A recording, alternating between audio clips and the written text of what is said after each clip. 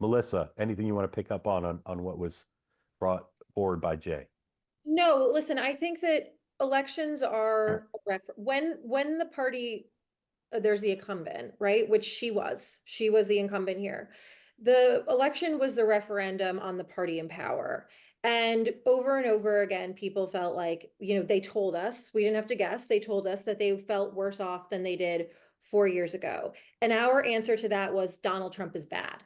And to Mark's point, we weren't saying Donald Trump is bad because his answer to inflation is going to cause worse inflation, or his answer is bad because we can have an honest conversation about border security without villainizing other subsets of people who, by the way, some of which are here now legally because of asylum seeking methods.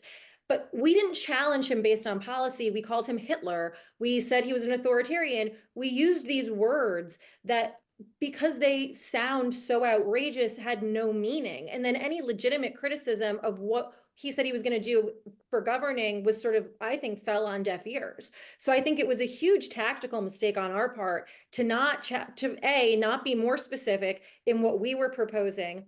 B, for her not to separate herself from Joe Biden and say, yes, while I was his vice president and I served loyally, my presidency will look different in the following 5 concrete ways. And yes, by the way, I do think we made a mistake on 1 or 2 major issues, give a little bit, but this is how I'll make things different. And here's why what Trump is saying is not going to work for you and your family. We didn't do any of that. We ran on vibes. We ran with Oprah. We ran with Taylor Swift, and we ran on calling him an authoritarian. And now we have Donald Trump.